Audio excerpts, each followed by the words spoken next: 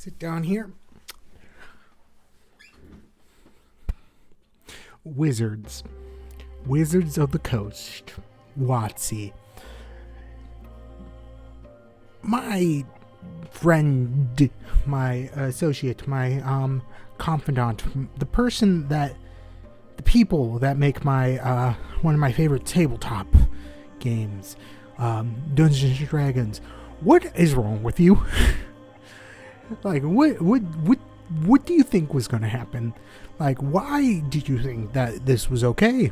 Did you think that no one was going to notice? That no one was going to care? But unfortunately for you, you made your own worst enemy. So, here's the thing. So, for people that don't know, there's this game called Dungeons and Dragons. It's been around for a while. Nearly 50 years or so. Pretty long. Pretty extensive history. And way back in the year 2000. Yep, 23 years ago. I was 5 at the time. They created something glorious, something amazing. The ancient text that was the OGL, the Open Gaming License. And it brought about a renaissance, a golden age in tabletop RPGs, but specifically Dungeons and Dragons. And then they decided to change all that. So, if you haven't heard or you haven't been paying attention for the last, 2 weeks or so, then you might not know about what the OGL is or what changing it means. And I would not blame you. It is something that is very nerdy and will also have probably wide-reaching effects for a lot of different things of open gaming nature. So this is mostly just me telling people that, one, you fucked up, WOTC, and two, you shouldn't have done that. But it's also like a general overview. There are people that are more knowledgeable on law that you should go find out about. Me, I do not have a law degree. I am not a lawyer, so I cannot definitively say any of the nuanced details that comes about with reading law papers and all that. But for a general overview, like, I'm not even going into great detail. It is something that is somewhat complicated, but easy to understand. So, in general, the OGL, the Open Gaming License, created back in 2000, yes, 2000, so it's been around for over 2 decades at this point, came about when Wizards of the Coast acquired the Dungeons and Dragons IP, as well as to essentially expand the brand and make it better, because obviously Wizards and any game company cannot pump out as much content as people would want.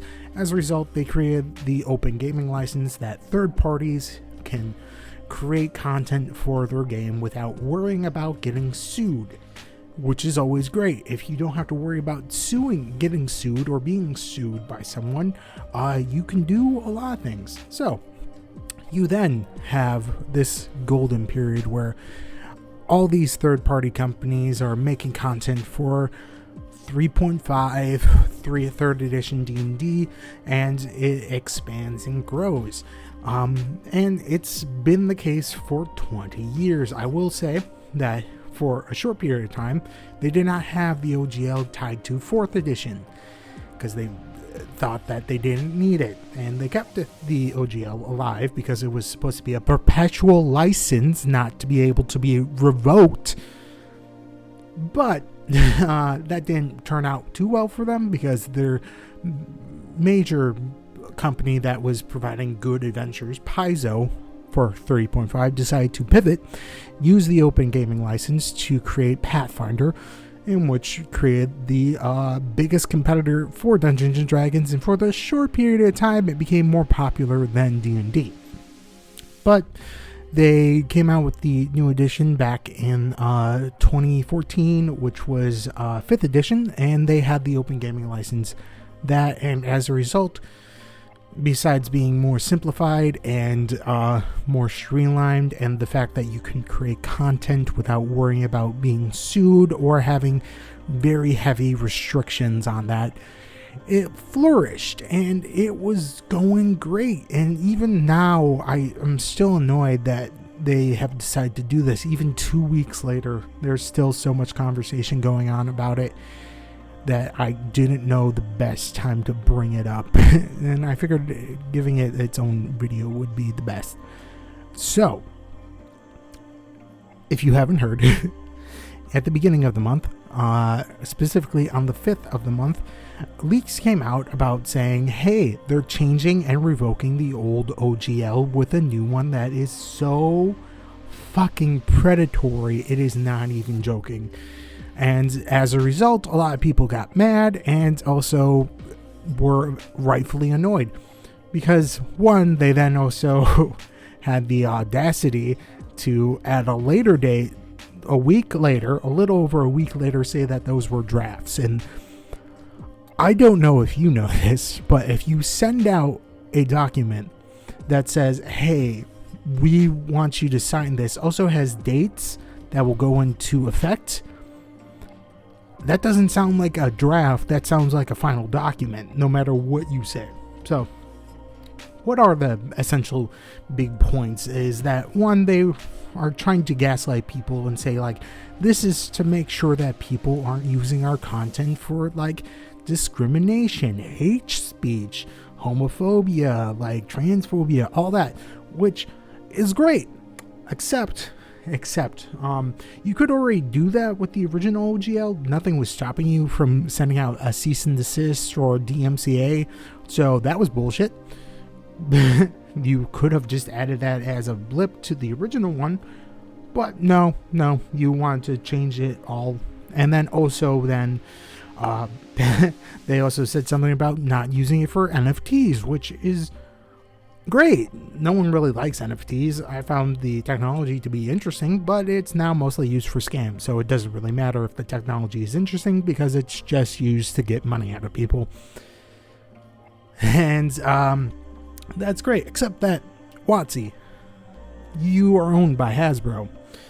And I don't know if you know this, but Hasbro is selling NFTs and want to make NFTs for Dungeons & Dragons. So you just want to cut out competition at that point, which is fine, but don't try to be the better man in this picture. No, you fucked up. Just, yeah. Then the other egregious point is that you also lose all your rights to your content if you sign the OGL. That essentially means, like, if you make something and they don't like it, they can take it, but if it was good, they can take it and use it as their own. And that's bullshit. It's our content. Don't touch it. But then the other part is, like, they could also take revenue. And sure, it's people that make more than $750,000 a year, on, like, their content for Dungeons & Dragons, which you might think is a lot, but then you remember it said revenue. So if you make more than that, no matter what, they will take 25% after that, which is still not great because, you know, it's not the point. Revenue, like, if let's say you have a Kickstarter that made like $1 million, and you didn't factor in the 25% cut because you didn't realize it was going to get to $1 million, well, they still want $250,000 of that money, and you're left holding less money to finish your project. Which, I don't know if you know this, but Kickstarter, that, like, projects cost a lot of money, and they were just like, let's take it. Also, the fact that they could change it at any point in 30 days, just giving you a 30-day notice by email. So fuck you. If they want to change that, like, the max for that revenue down to 750 down to 700, they can. They could do it to 650, 600. Like, they could just change it whenever they want and just keep on getting more and more money and just killing off projects, because no one really would want to fund something or even start something if they knew that they couldn't even become profitable or sustainable in that situation.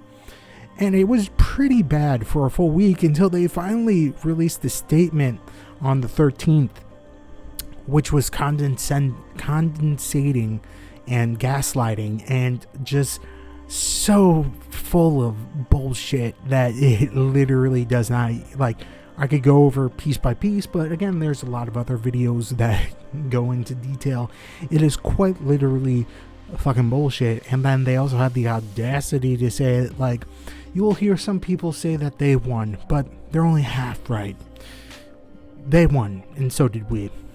We're both winners. Bullshit. You fucking lost because you had your fucking lies in bold. Like, it's so stupid that they thought that that was fine. And it wasn't until the following Wednesday or Tuesday, I can't really remember, in which they actually released a better statement that probably should have went out the 6th instead of, you know, the 19th, 18th. It wasn't great. It essentially still was filled with lies, saying like the contract that came out with the OGL and the OGL 1.1 was a draft, when that was an absolute fucking lie. That is a lie. They keep on perpetuating that. It was a full-on legal document, because you would not send that out if you were not sure that it was a legal document. So, bullshit. And again, they continue saying, like, we didn't want to have other people and have other mega corporations use that year, though. Again, that's bullshit, because, you know, their biggest competitor, Paizo with Pathfinder, I've heard ballpark estimates of them getting about $5 million to $10 million in revenue a year, which is still pretty good, pretty reasonable. WOTC, Wizards of the Coast, had $1 billion. $1 billion, and they have the gall to say, like, they're just trying to protect themselves from mega corporations when they are the mega corporations. It is utter bullshit that I cannot stress enough that was just bullshit. And at the end of the day, I'm still annoyed. They still released the new 1.2 OGL, which essentially still said that they were going to deauthorize the 1.0A, the one that everyone wants to keep, and you want to just add perpetual to that, because back in 2000 they didn't need to add that, and irrevocable to that, which they did do in the 1.2, except that they changed the definition of irrevocable to be like, we can change it whenever we want, so it's not irrevocable, assholes. It's just still annoying. It's better than what they were doing, but at the same time, it's annoying. I have gone from really excited for 1D&D, really excited for this year and the following, like, releases and the, like, 4 Dungeons and Dragons, to absolutely despising Wizards of the Coast. To the point where my group, my D&D group, is now going to be moving to different tabletops. We have already talked about going to Vampire the Masquerade. That was something that we were planning on doing before this entire mess went on, to just try it out, because our DM had been playing Vampire for like most of his life and would be a pretty interesting game.